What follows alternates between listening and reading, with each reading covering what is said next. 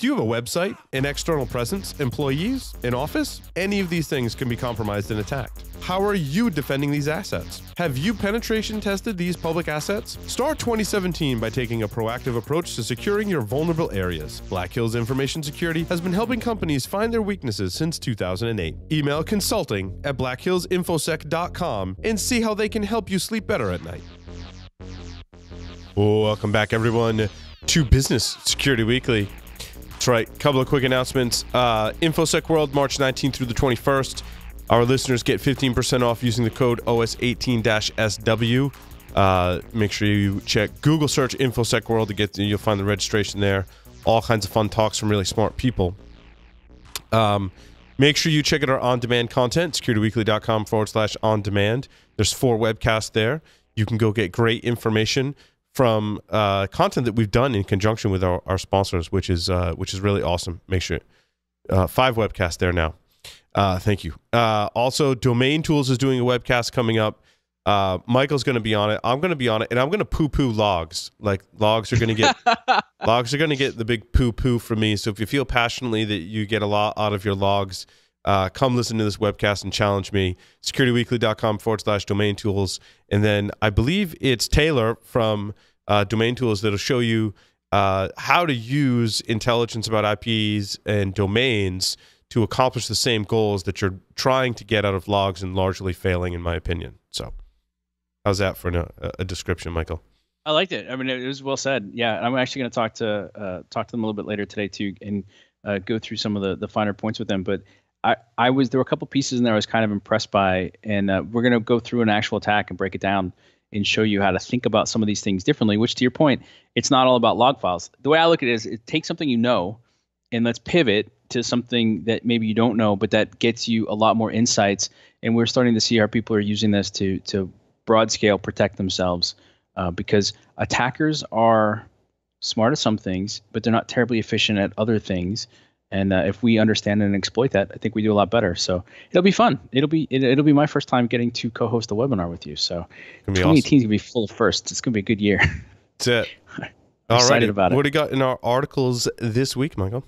Well, it's. I feel like, just to be clear, I scan. I think last time I looked at my RSS reader, I get like 600 sources, but I find some of the best stuff keeps coming from some of the same people. So this is from Tomas again, and I swear this is another one. I've said it a couple times now. I'm gonna have to just reach out and see if he'd be willing to jump on the show with us sometime. But it's interesting because the title is "Managers Must Be Insane to Brainstorm in Groups." You know I'm going to read that.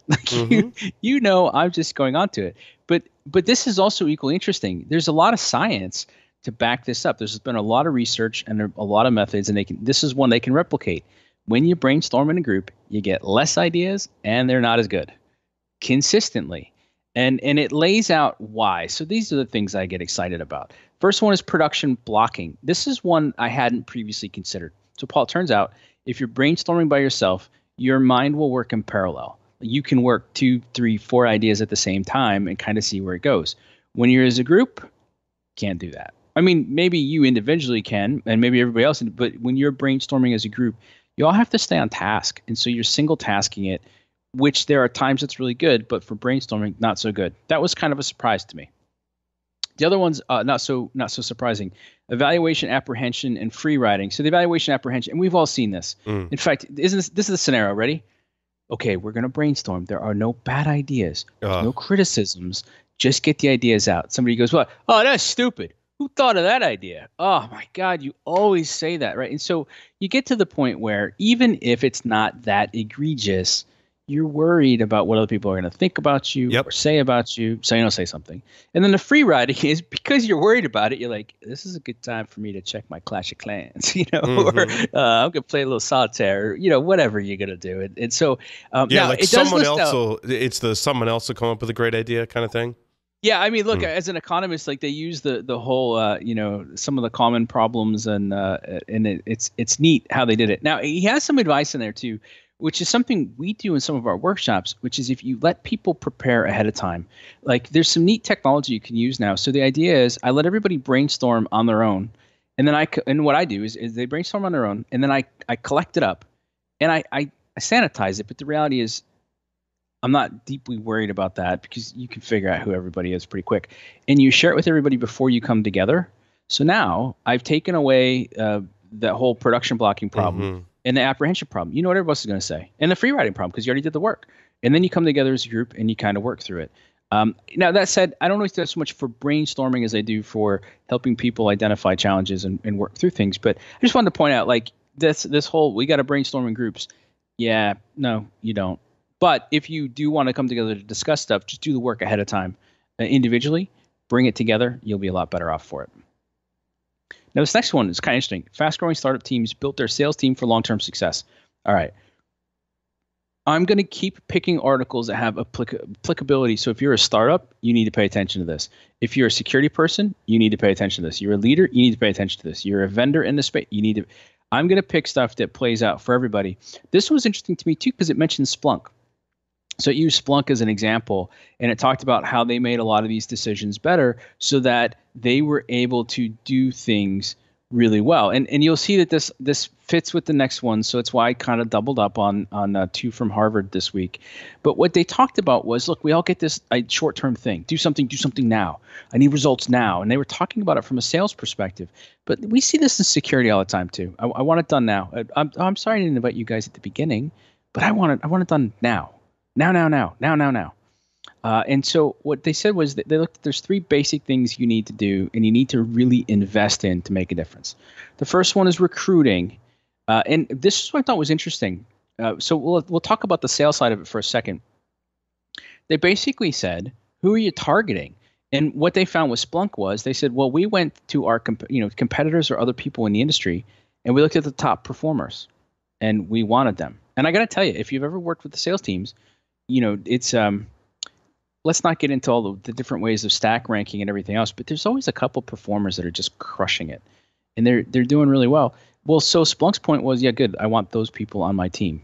Okay, well, saying that and going and getting them are two different things, and they kind of tease that out in this article. They basically said, if you do that, then what's your investment? What's the executive team's investment, and what's your investment? You're not going to throw that up on LinkedIn and hope it works out. You're going to have to find them. You have to make sure that they're a good fit, and then you're going to have to actually attract them to you. By the way, Paul, doesn't that kind of work for us in security teams? I mean, if you're just going to go throw an ad up on LinkedIn like, hey, I'm hiring, do you think that works as well as I want some of the best performers? What's it going to take to get them on my team? Yeah, no, absolutely. Right? But you can't just like that takes spray. Investment. Well, much like marketing, you can't just spray and pray, right? Yeah, I mean, it's like some of these things are not terribly surprising. It's not like, oh, we just unlocked the mystery of the world, but it requires a commitment. So saying that you want it, saying I want a high performer, well, great. I mean, in sales, I understand what that means. They're exceeding their quota. They're getting a certain amount. They've got certain levels of relationships. There's a number of ways to take a look at it.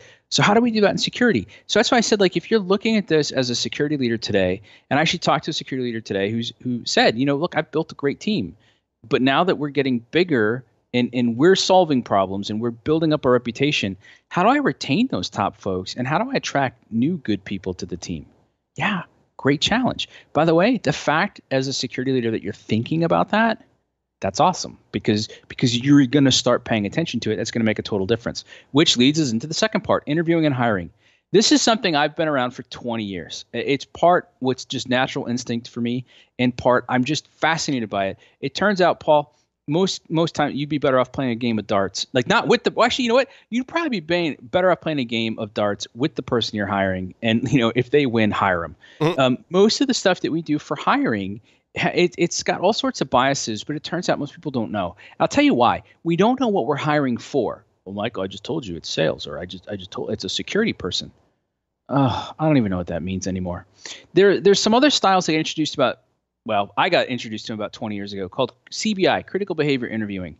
Now, the idea there, you actually understand the behaviors that you're expecting in a particular situation, and because you've identified the critical behaviors, then you have the ability to identify those behaviors in your candidates when you're going through the interview process. So a couple things in this. First, most people get it wrong because they don't do the appropriate amount of diligence on both sides or the appropriate amount of training.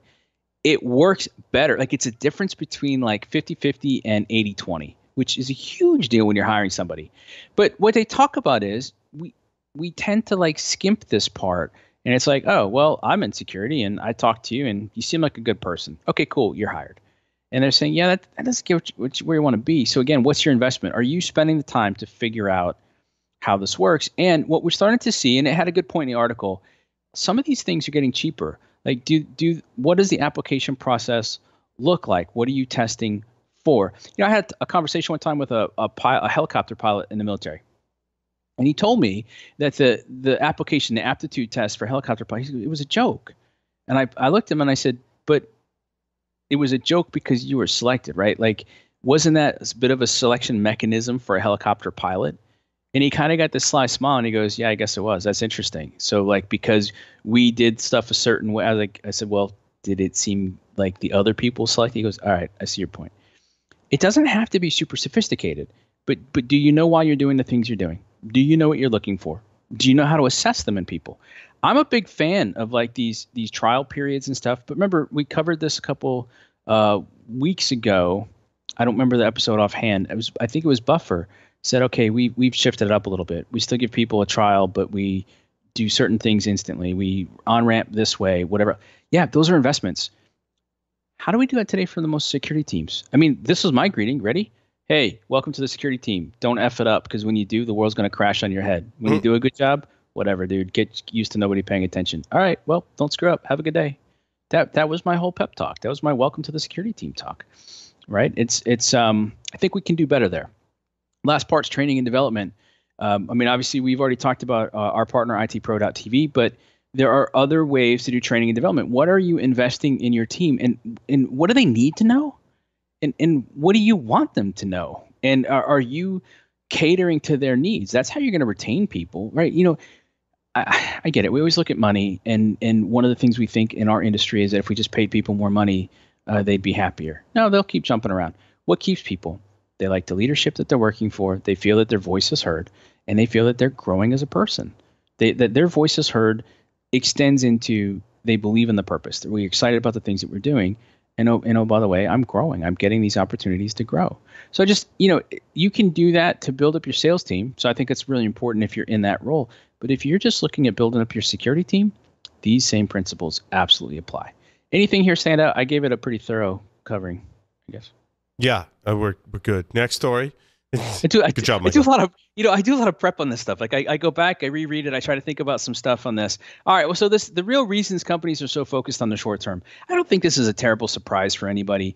And so again, I looked at this one and it talked about, okay, well, if you want to change that problem, you've got to look at how you change the organization. And most of the way that the organizations change is they plead like, please take the long view, or they try to change incentives, right? So they muck with CEO pay or other types of things. And it's not really working out.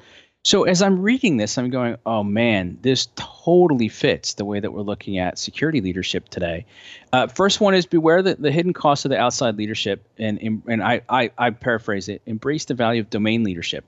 What they're suggesting here is what it really comes down to is what they've looked at is the role of R&D. Now, Paul, we cover this a lot on this program because one of the things that we've noticed is most organizations have essentially shifted R&D off their balance sheets. And that's what the startup ecosystem covers. And we've seen that no place more prevalent than security. What this article argues, I think fairly successfully, is the companies that continue to invest in the research, not so much development, but the research, they tend to do better. And it gave all sorts of stats on it. So what it said was, we like this idea of I'm going to bring somebody in from the outside. They're going to have fresh eyes and they're going to shake it up. They said, yeah, but that's got costs because those fresh eyes are going to see new problems. They're going to want a new system. I've talked about this with some of our guests over the last year or so. What's the cost of rip and replace? I got to learn a new set of tools. I got new processes. I create new friction. I have all sorts of new stuff. And so I looked at that in terms of, do I always want to bring a CISO in from outside? No, maybe not. That domain knowledge, like not just do they know security, but do they know our business? Do they know our environment? That might be your bigger advantage. What do you think about that? Because we talked about it before. Let's stay on the security part. Do you think it's important for a CISO to have domain knowledge in security, or how deep? Maybe, I guess, is a better question. I think it largely, there's so many factors that play into that, Michael, in terms of what organization you're a CISO of, what your management style is, who you have on your team. I don't think there's a definitive answer for like what level of security knowledge a CISO needs, because I think it varies too greatly from position to position, based on how your team is. I mean, there are, for example, larger enterprises that have very small security teams and do a lot of outsourcing. There are some enterprises that have very large security teams. If you have a really deep bench in your security team, you may not need to have as deep a knowledge if you have a team that you trust that can communicate, right? So I think it varies greatly. Yeah, I think that's well said. If you remember, we did a article a couple weeks ago too, where we talked about startups that have good technical expertise tend to do better than people who just have the business expertise. But what you really need is a blend of both. I kind of think the same thing applies here too. But so what I was pointing out was you need some sort of domain knowledge. I'm not sure it needs to be completely extensive, but we don't always need to hire from outside. Second thing is come up. It looks like I typed this wrong. It's think about re-centralizing instead of decentralizing. I thought this was really interesting in terms of both looking at research and development and looking at how we do stuff with security. The idea in research and development is don't decentralize it, centralize it, re-centralize it, bring it back together, and give yourself that ability to, I'll use my phrasing, purposely cross-pollinate. I think that fits here too when it comes to security team, because I've looked at, should we be centralized or decentralized or a hybrid model? And I think the answer is yes. And as we just said, I think it's nuanced based on the organization. But I'm starting to understand where, depending on how you approach it, having a centralized security team, if you've got the right relationships across the organization, I think it's a good play. And I just, looking at it in the context of research and development made sense. Let me make the next point, and then I want your take on it. It said emphasize research over development, and then it specifically talked about early stage technology. Here's why I started thinking about it, Paul. If we were able to better centralize some of the security team and some of those functions, but had good visibility and let's say penetration or relationships with the rest of the organization, and we got a better sense of the problems that they were trying to solve, broader than just security or, I don't like passwords, then our teams could actually start looking at some of those early stage technologies, the types that we showcase on this program, and they could kick the tires and they could evaluate them and they could provide some summaries and some insights to the rest of the organization. And I thought, that's actually kind of interesting. I think there's an angle here that your research and development doesn't so much need to be in-house big budget items as are you at least paying attention to early stage solutions to the problems that you face. So I thought that was kind of interesting as a way to get a little bit more longer term, but still make some pretty good short term plays. How do you think this translates out into security then? I mean, do you have a... I think what you just described was when we did the interview with Jim Routh from Aetna. Yeah. It's exactly how... were you on that interview? You might have been on that. Yeah, it was a great interview. Right? Yeah. That's exactly what Jim talked about. He's like, hey, we work with the other teams in the organization. We centralize. We bring people in and have a larger IT security and security team than most. And oh, by the way, we evaluate all kinds of new stuff all the time and do lots of research. So I think that's a winning formula, certainly for Jim and his team at Aetna, that I believe it could be a model that lots of other organizations follow. Yeah, so I feel like that might end up being a segment for us at some point, looking at that. So those of you listening, if that's a model you've pursued and it hasn't worked, you've pursued it, it's totally worked, whatever, you reach out to us, let us know. And minimally, I'm happy to hop on the phone and chat with you about it. But let's see where we can go with that. All right, breaking bad business habits. So it's the same kind of a concept, but what was interesting about this? So this is taking a look at a book, and it opens up a pretty good story about. And it's funny because when I used to live outside of New York City, this was the thing, right? You got 2-3 papers delivered in the morning, and you sat on the train and you tried to figure out how to, do the origami and get them folded so you could get to the right number of columns and read it, without pissing everybody else off around you. And it said, okay, so somebody said, well, why? Why do they do it that way? Turns out it's traced back to a tax in the 1700s on a number of pages printed. So the way people got around it was they printed bigger pages. It's not cost effective. It's not even smart. Pissed everybody off. And so one of the newspapers tried an experiment where they said, all right, well, you can buy it the regular way, or you can buy a smaller one. It's half the size. set up for the way that you want it, and oh, lo and behold, it outsold it like 2 to 1 or 3 to 1. What it goes on to say then is, how many of these bad practices do you have in your organization and you don't even know why they got started? And we've seen this in security all the time. Why do you do it that way? I don't know. It was that way when I got here. Okay, well, why are you still doing it? It's kind of funny when you just reminded me of a story when before my wife and I had kids, and there was such a thing as an actual paper that you would read, which I don't read today.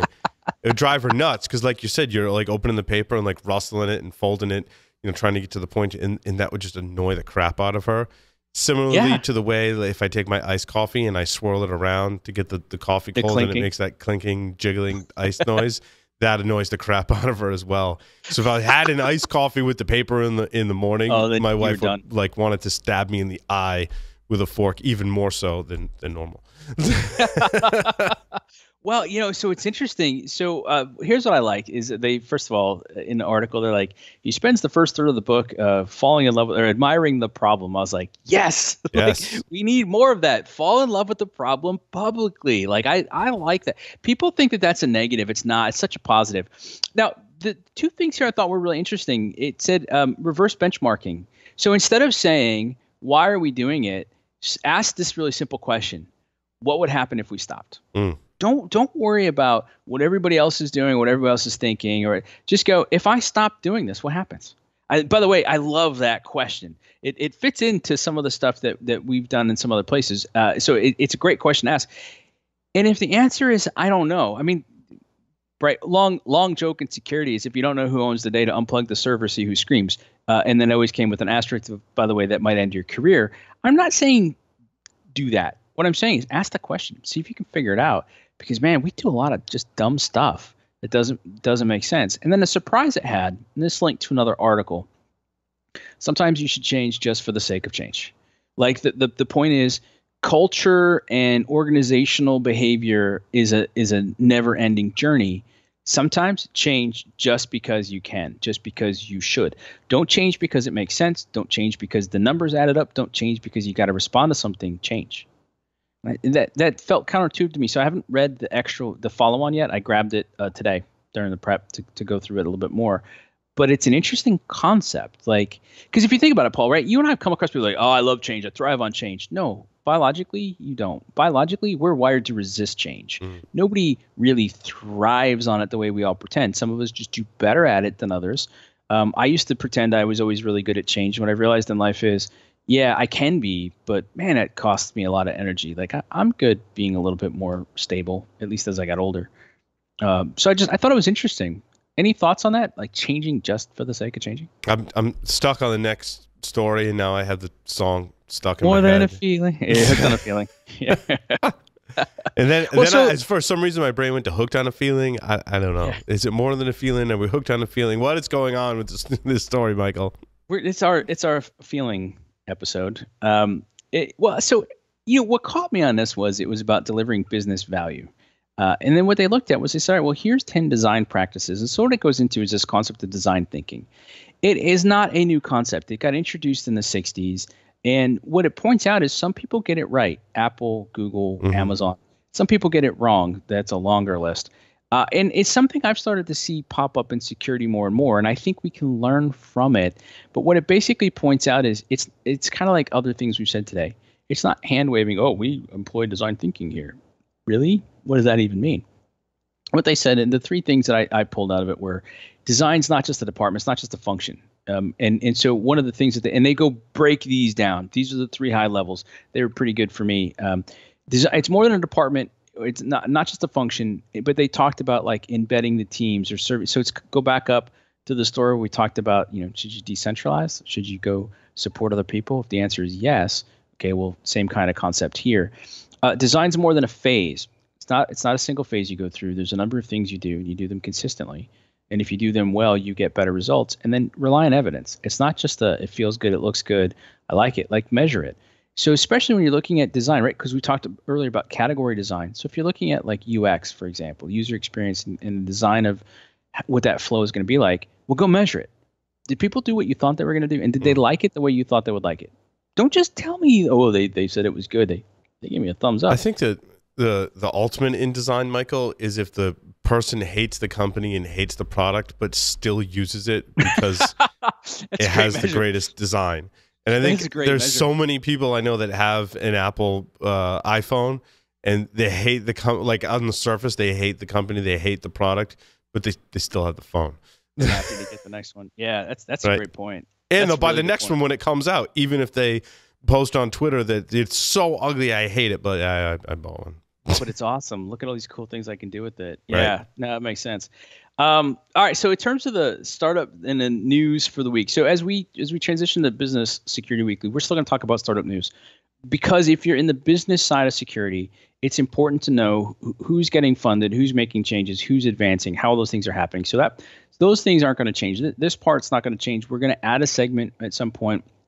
And I know some of you have been asking is about lifestyle businesses. We got some good questions on some like how to evaluate vendors. We've got some questions around how to evaluate licensing schemes and stuff.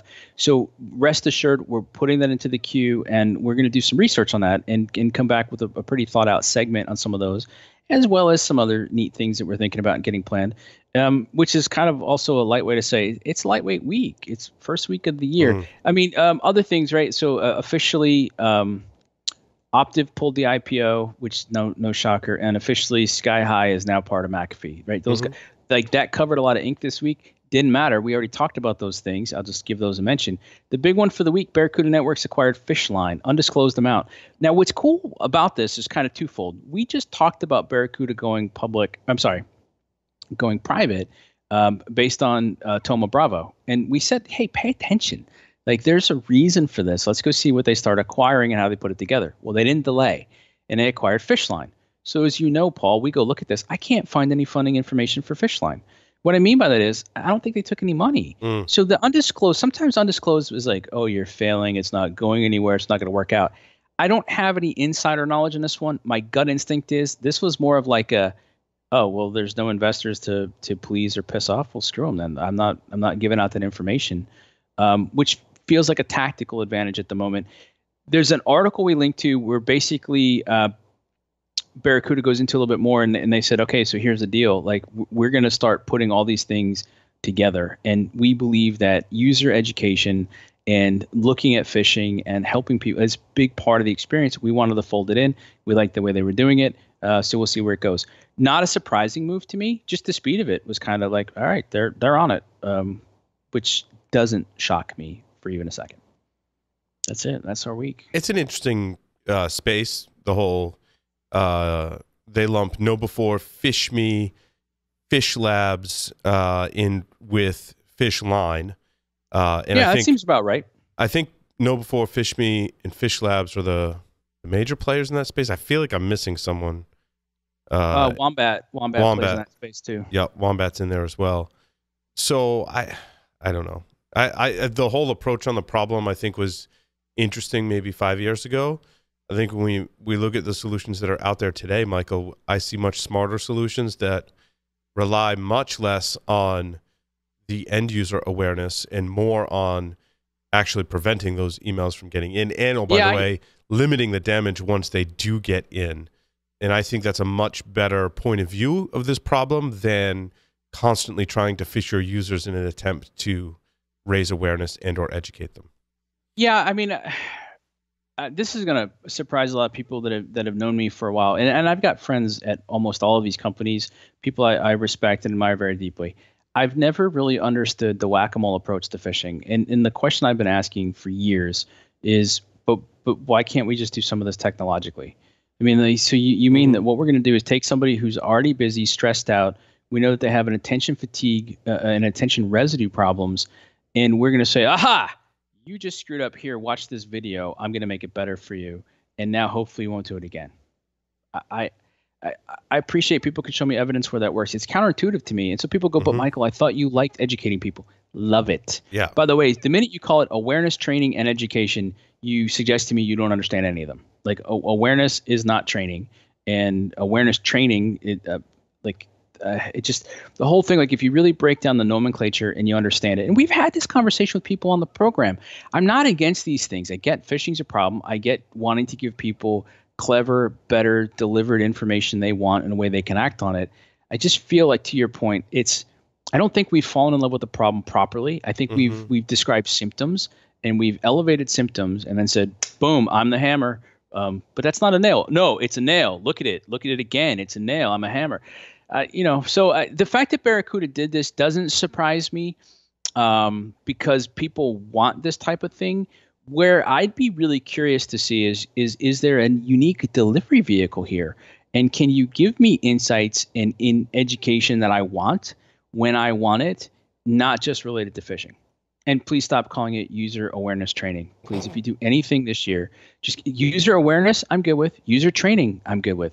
But training and awareness are two different functions, period. Thank you. Thanks for Agree. Well, thank you, Michael. And thank you, everyone, for listening and watching to this edition of Business Security Weekly. We'll see you next time.